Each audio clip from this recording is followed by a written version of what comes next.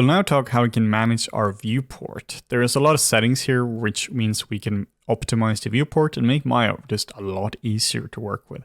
The first one we're going to be looking into is the menu here under View. And here we have a lot of different things. A lot of these were already covered through hotkeys, but there are some ones here which are worth looking into. The first one is under Camera and camera settings. And then we can just dock this guy over here.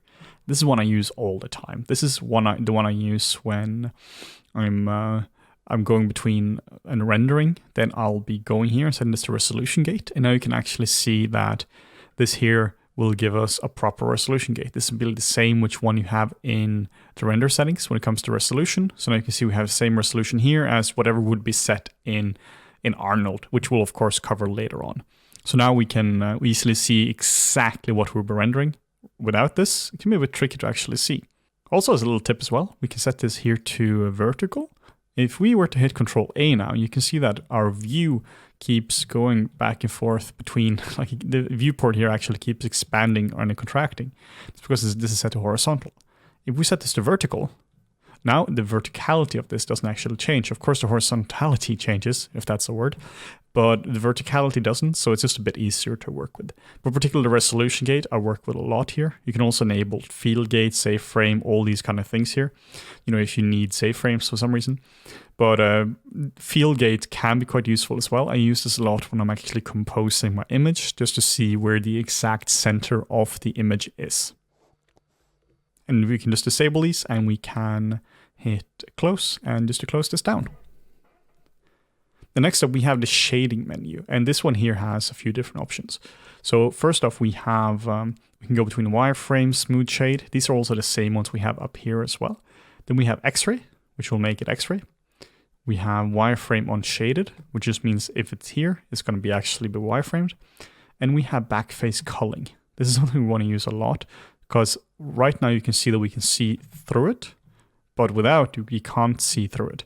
This is really useful whenever you're modeling, because it's very easy that you have what's called inverted normals, or in this case, flipped normals. So if we go to mesh display, and then we do reverse, now we can clearly see that these here are reversed. But if we were to have backface culling disabled, it's a bit hard to see. In this case, we can see it because of black, but sometimes it's tricky to see what's actually going on. In this case, I really prefer to enable backface culling just so I can clearly see that these guys here are flipped. So just undo that. Then we'll go to lighting. And one cool thing here is we can set this to not use any lights. So this gives us a silhouette view. So just use default lighting, which is, well, default lights. And we can use no lighting. So this is really useful when you're designing your scene or your characters. Now you can clearly see the silhouette. So go back to use default lighting, or we can use all lights. But in this case, we don't really have any lights in our scene, so let's just use default lighting. Then under show, here we have a lot of different options. So in this case, we're just going to be docking this over, and we're going to be looking at some of these. Here we have polygons, which is really the only thing we have in the scene. But this is really handy when you want to disable something, or you have an animation scene which has tons of controllers. Let me show you what I mean. If we go to create and we go to NURBS primitives and we set this to a circle, this is what you have often. You have a scene which basically looks a bit like this, which just means you have a rig with tons of these curves, and it's very hard to actually see what's going on. Then we can go in here, we can just disable curves. Now they're still here and they're still very much visible here, but they're not going to be interfering in the viewport as well. And one little tip we already mentioned here is that if you select the object and you disable selection highlighting, now you can actually see what the shape looks like without a wireframe, because this gets very dense in certain cases. Like if you have something which is far denser or it looks like this, it's actually impossible to see what it looks like because the wireframe is so intense. We can just delete the curves as well. We don't really need those. And then we can go through the menu down here as well. All these are really things we already found in the menus, but we can find them all here, but it's really just like a quick view of them, which is what I use the most of the time. If you want to select the camera, we click on the camera icon here. Now you can see the current camera is selected, and we get the settings for it over here. Control A to go into the attribute editor.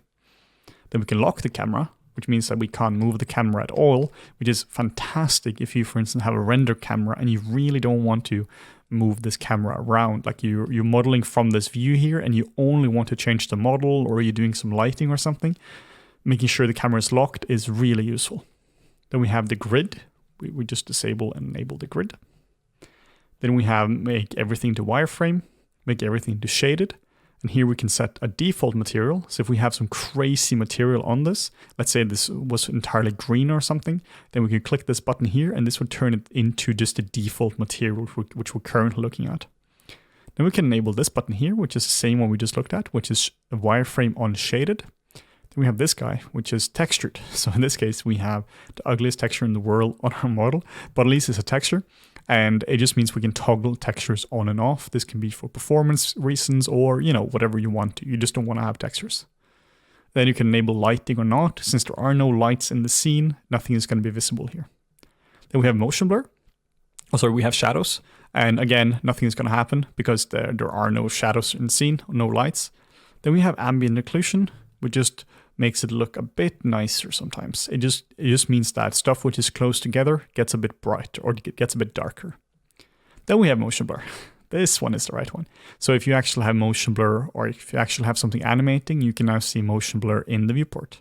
Then we have anti-aliasing. This one is quite subtle, but I like to keep it on, particularly when recording, because you can just see that everything just looks a little bit nicer.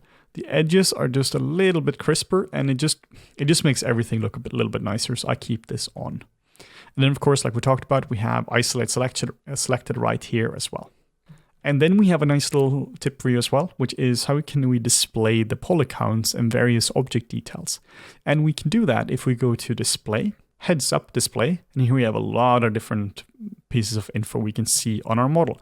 But the one we want is poly count. So we click on this one now. Now you can see that we can see the poly count in our scene. So you can see whatever is selected. Now you can see this is the total amount. And here we can see that we have this many tries selected, this many faces selected. So I'll use this quite often to get an overview of whatever is in the scene.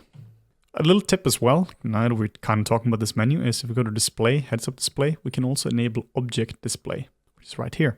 And this means we can now see actual information about the objects. So now if we click on this, we can see the distance from camera.